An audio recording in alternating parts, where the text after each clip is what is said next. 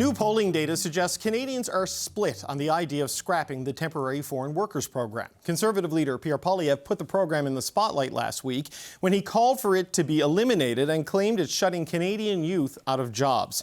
So to break down what Canadians are saying and thinking about the program, we've got David Coletto. He is the CEO of Abacus Data. David, good to see you as always. Thanks for being here. My pleasure. So based on your polling overall, I mean, how are Canadians feeling about the temporary foreign workers program? Well, I think overall, it's pretty split. 40% of Canadians say they either strongly or somewhat support this idea. 30%, as you can see, are opposed, with everybody else saying, no clear opinions or I need to learn more about it.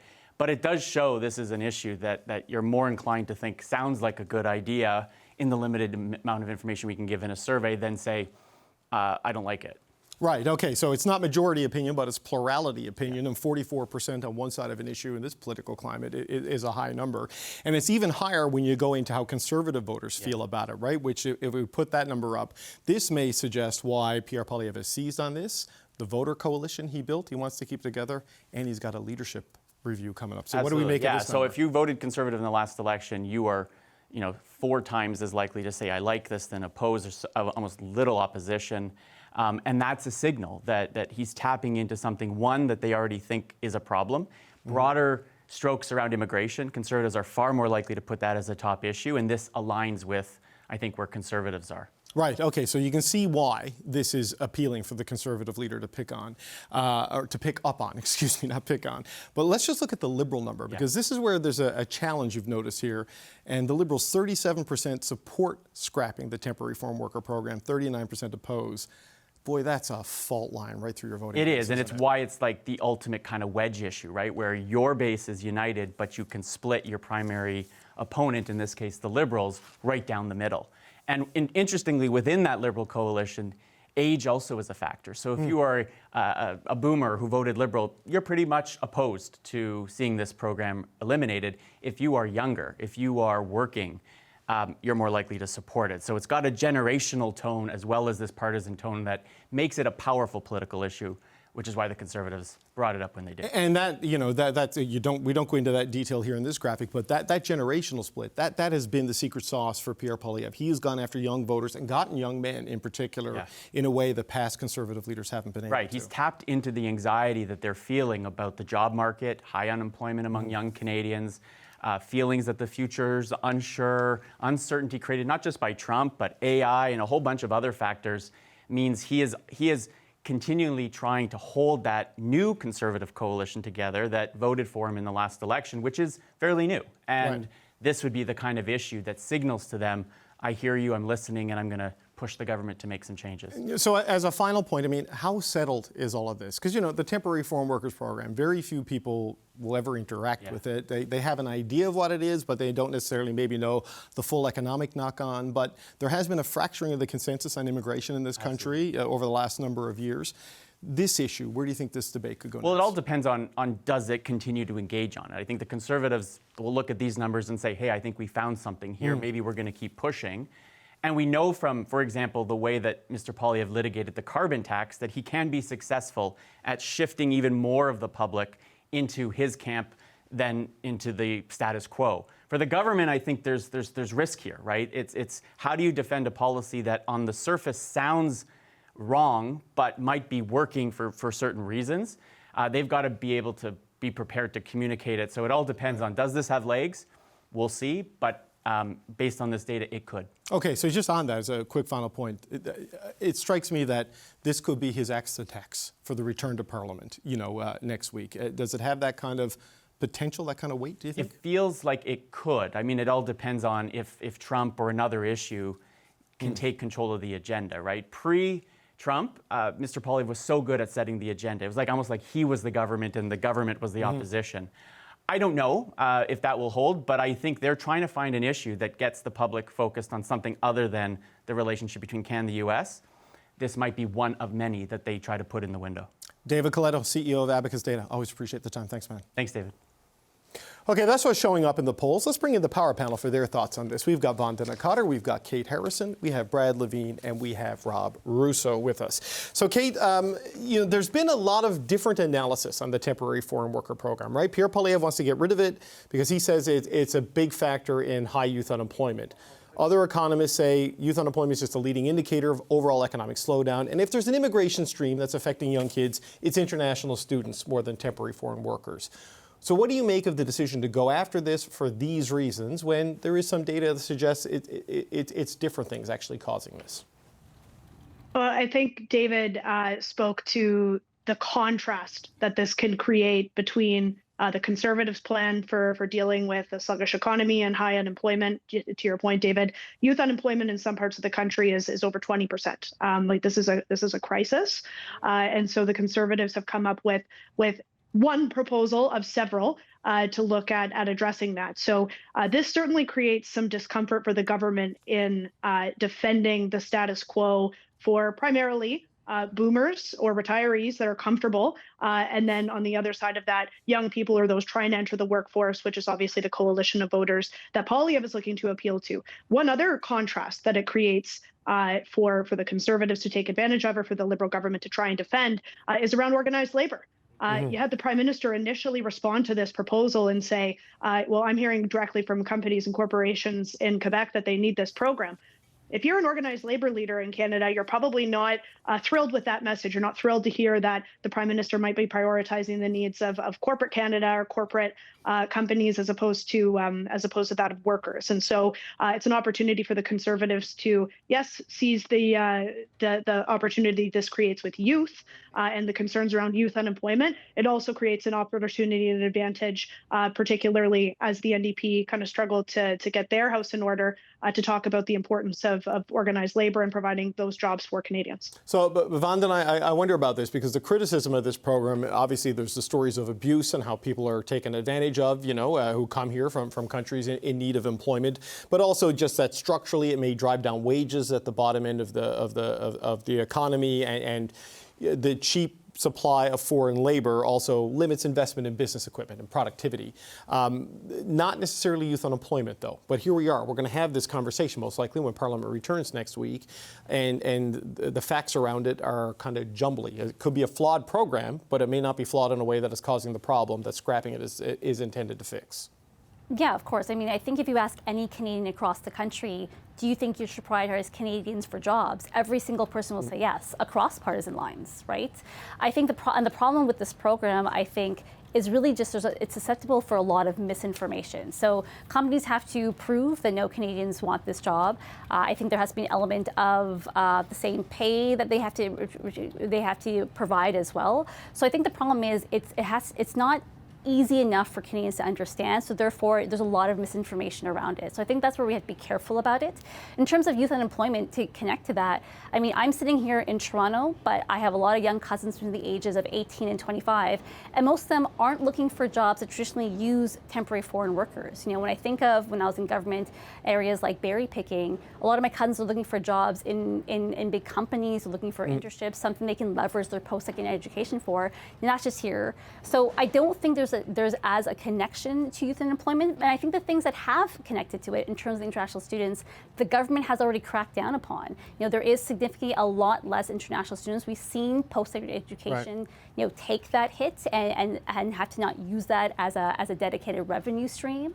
So I think in terms of combating this in the House, it's going to be clear for the Liberals to make sure they have a clear narrative around this and to make sure they can hit on misinformation. And I think, and then if they're able to do that and make it something easy to understand, I think they can be fine for the House, but also it gives them a place to talk about a youth strategy overall. We've been talking about tariffs so much, but they need to be able to do that as well. Right. So Brad, we have seen the new Democrat Premier of British Columbia, David Eby, mostly agree with Pierre Poilievre, saying this program at minimum needs massive reform in his view. We know organized labor does not necessarily like it because of what it does for wages and these sorts of things. But what do you make of where this is going in this debate and sort of that fault line that maybe exists with Liberal voters? Yeah, I think Poilievre has an ability to take very large, complex issues and break them down very simply. That is good retail politics. but it oversimplifies the ailment, right? Youth unemployment is a problem. Is it all temporary foreign workers? No.